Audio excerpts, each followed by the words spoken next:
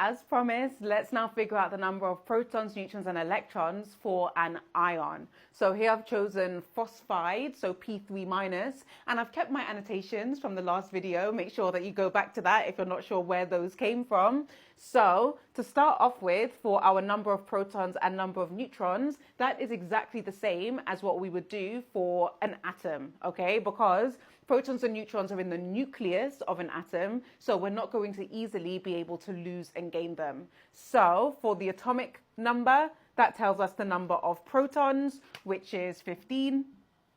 And then the mass number tells us the protons and neutrons. To find the number of neutrons, we take our mass number, which is 31, minus our atomic number of 15, and we end up with a value of 16. Nice and straightforward.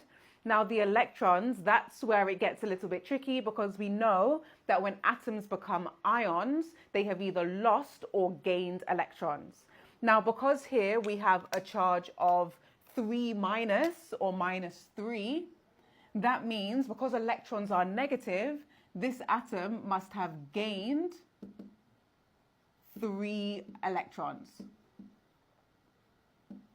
Okay, or in other words, there must be 3 more electrons than protons, because otherwise, how would you get a negative 3 charge? So, just looking at the number of protons, if this were a neutral atom, that would be 15. But because this the atom has gained 3 electrons to become the ion, we are now going to have 15 plus 3, which gives us a total of 18 electrons, okay?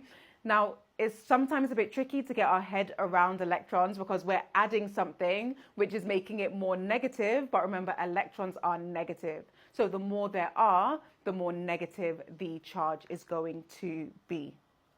Yay.